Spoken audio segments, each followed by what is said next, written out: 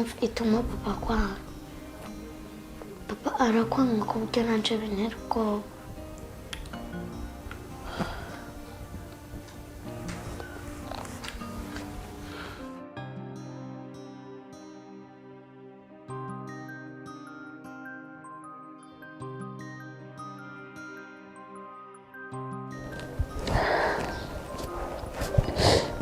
ndibuka mama wanje ambwira ngo reka ibyo bintu wige. Sinigeze ndamwumvira. Ivyo biri gutuma umutima wanje uhora ubabara. Ndibuze nza ko mwumvira kiriya gihe. Ndigura navyo nagomba ndiko ndabibona.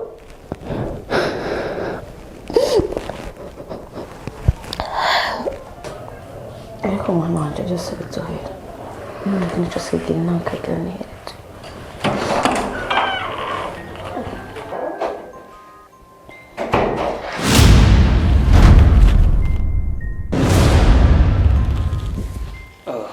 My doctor. Isn't it? Wafunguye. Okay. Oh. Papa, mama ariko ararira. Genda umanagura amarira umubwire ko umukunda.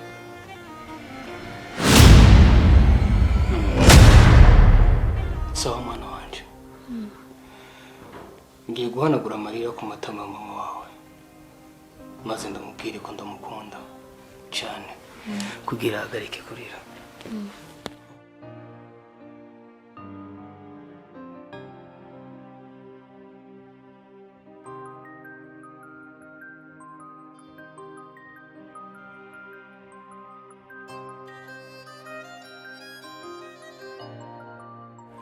Ngiye guhanagura amarira ku matama yawe kubera ko umuntu yabinsabye ari uw'agaciro gakomeye cyane mu buzima bwanje,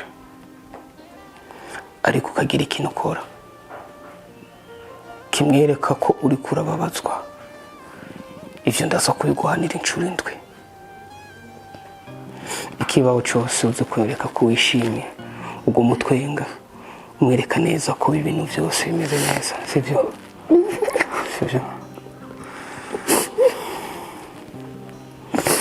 Umubabaro mu maso yawe nicyo kintu cyonyine kimwe byishimo mu mutima.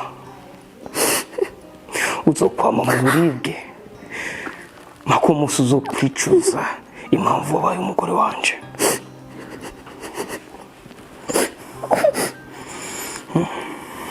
Okay. Meze neza.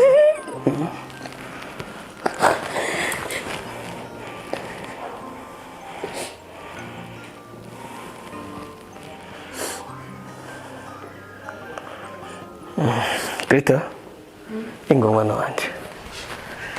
Wayiko mama yaryohewe mutwengere. Nawe unezerewe rero. Namubona guri? Genda mu cyumba ari ngomba kuyagana mama. Sivyo?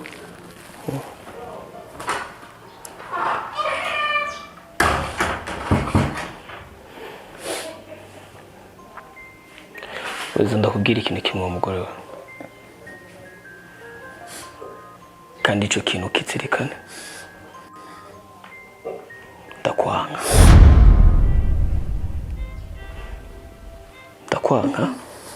Basi umutima wanje ngaha uzugwaho ndagufitiye. Ndicuza impamvu wowe waje mu buzima bwanje. Ndicuza impamvu wowe witwa umugore wanje. Angeli, kuva umunsi wa mbere uza muri inzu yanje, no umunsi wa mbere jewe nataho kubona nk'igicibwe imbere y'amaso yanje. Kandi ngomba ndakubwira ikintu kimwe kizirikane, ucamize ku mutima. Nuzo kwigera ubaho mu mahoro mu gihe ukiri muri iyi nzu. Nta byishimo uzo kwigera uronka mu gihe je nkiri umugabo wawe. Ivyo vyo uzokwa mubizirikana.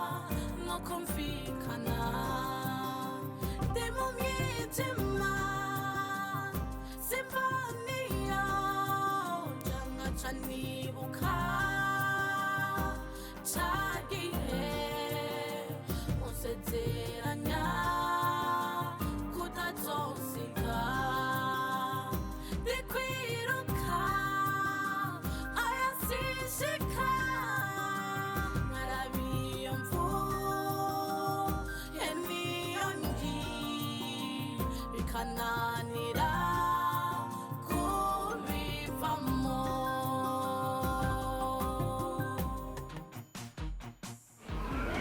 Kandi hari icyo nshaka kubwira. Mbwira. Burya urakunda ubuzima bwawe.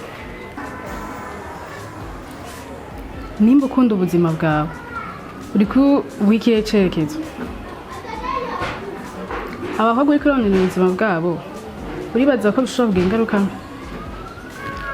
Ubuzima bwawe buri mu kangaratete nutahinduka ugumukure. Ubwiza bw'umukobwa kuri wewe ni kuryamana nawe. Iyo urangije kuryamana nawe agaciro k'ubwiza bwe kaba karangiye. Nivyo ushobora kubikora kubera ko ushaka kwinezereza muri no mwanya, ariko muri ino si nta kintu na kimwe ukora hama ngo cijane, na cyane cyane wowe uri kurondera ubuzima bw'abandi bakobwa ataco bazira.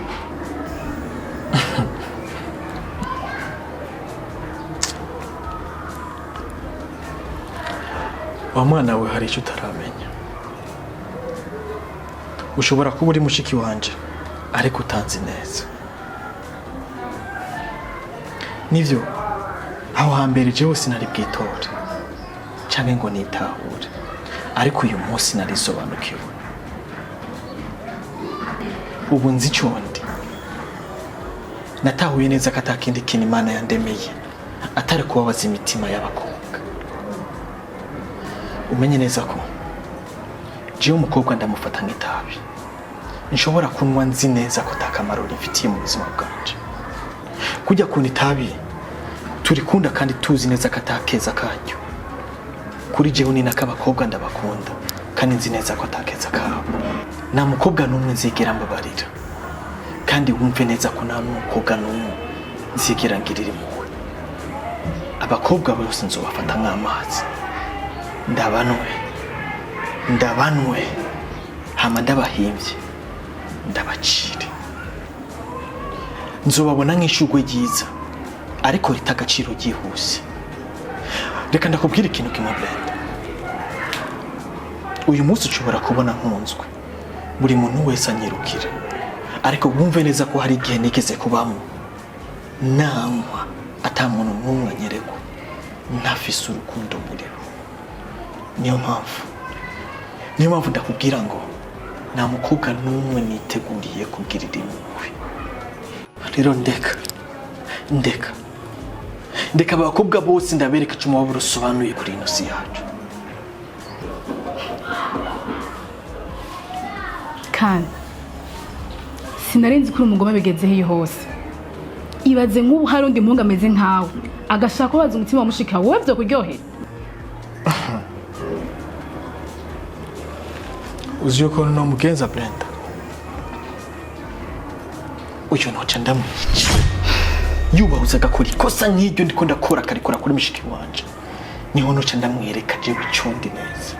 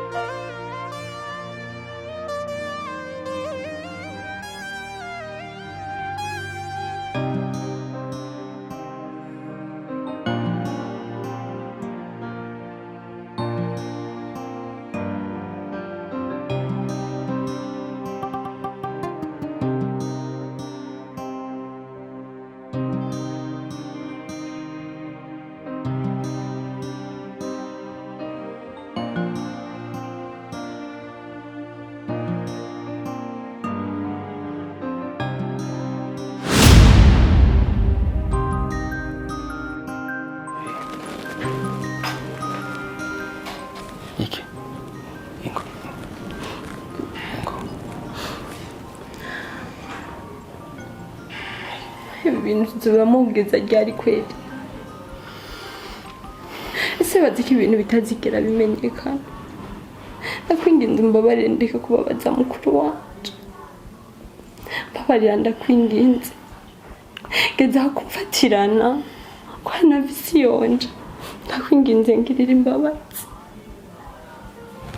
nzi kujya kumbera umubyeyi ariko araburi kuramfatirana kubera ubuzima mbayemo umva ndakubwira ni jewe ndi umugabo muri ino nzu isoko ari jewe ntegeka sibyo none burya ari ikintu kimwe nifuza ko umenya kandi uzirikana neza burya jewe Imana mukundema nta mpano y'impuhwe yigeze impa rero kubw'umurira nk'uko nta kamaro na kamwe bizakugirira ikindi naco ni jewe nganza muri ino nzu ivyo bivugisha ngo Angeli ndamutinya umutinyira iki Angeli ni giki ega Angeli yo soka ukinjira rero utegerezwa gukora ivyo nshaka mbabarira abana nawe bize ukuja ariko reka kudufatirana n'ubuzima turimo ndakwinginze ndeke kubinkota iza gucumita umutima wa mukuru wa ndakwinginze namusezeraniye please namusezeraniye ibintu byinshi sinzigera ndamubabaza ariko arabivye ndiko ndakora nije ndiko ndabe impamvu y'umubabaro wiwe ndakwinginze mbabarira umviriza reka kuvuga amajambo menshi ega jewe n'ubundi je ndagukunda je rero ugese ndamushaka nikundira wewe akana keza akana gato ni sawa umviriza ni bibiri urakora ivyo nshaka canke nuronka amahoro muri ino nzu ndakwinginze mbabarira umviriza nije ndiko ndavuga Anita urakwiye kugendera kuvyo nkeneye ugakora ivyo ushaka byose kandi ubunyenda kubone mu cyumba uhejeje nga uje mu cyumba ivyo bikakunanira muri ino nzu sesure kukubona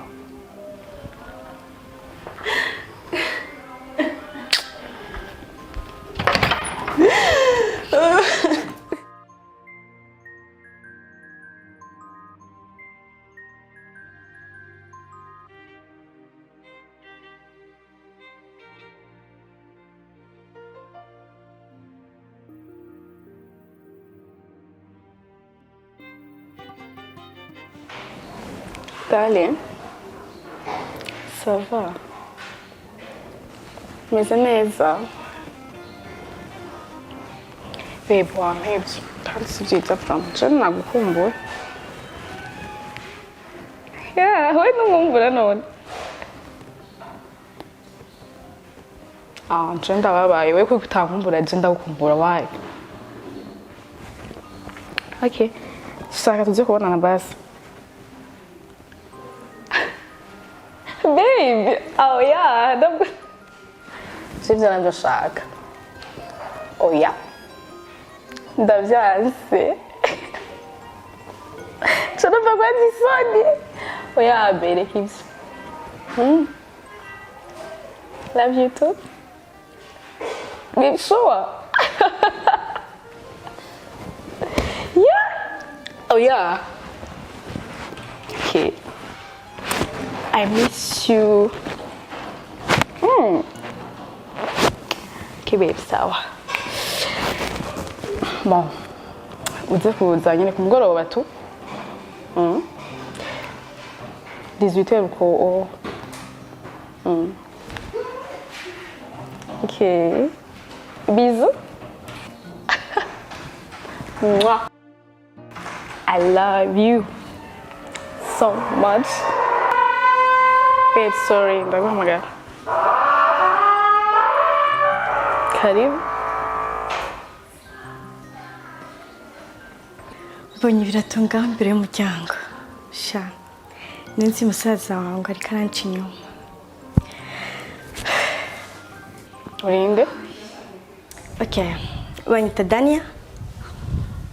Dishiri wa Mr. Khan. Okay, murakundana na Khan? Cyane rwose ndamukunda. Okay. Isi ko agukunda? Nawe arankunda. Sinumva ikintu cyaza kidutandukanya hagati y'urukundo rwanje na Mr. Khan. Okay. Okay, sorry. Yoba hari? Yeah. Khan arahari. Okay.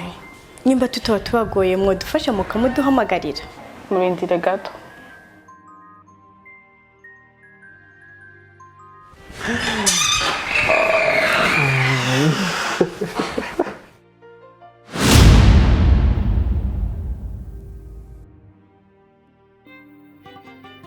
ndimo ndarota cyane.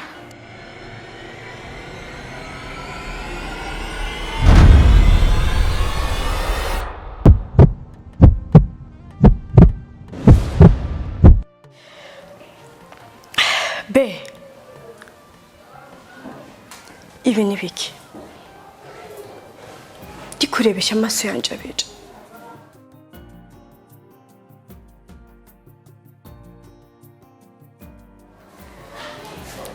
Baby, ni igiki wamburanye?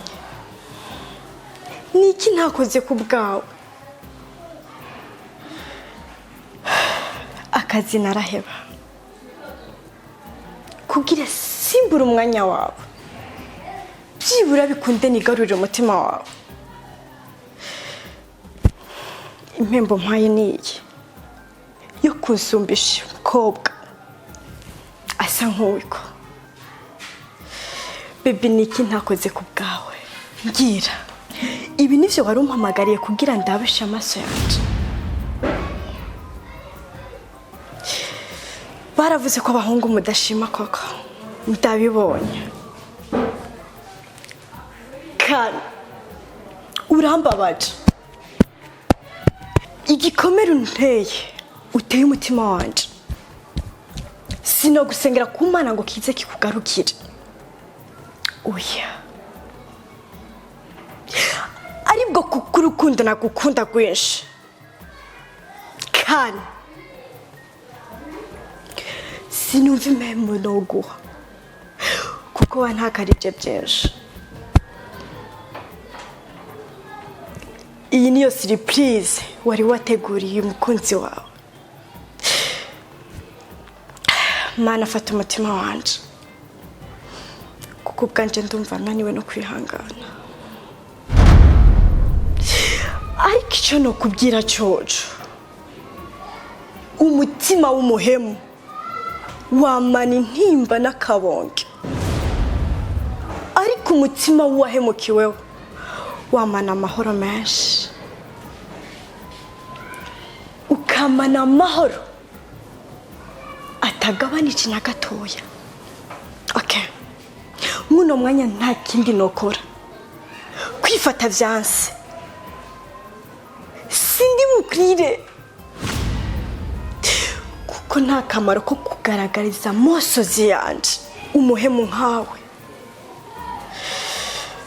Ariko icyo navuze, umutima wawe ushobore kuba wo kikubwira mwibanga n'umutuzo ntangere. Sorry gato. Ndakubaze, urafise indero? Wararezwe? Wari umukobwa nyabaki winjira mu rugo rw'umuntu ugashikutukana nk'uko?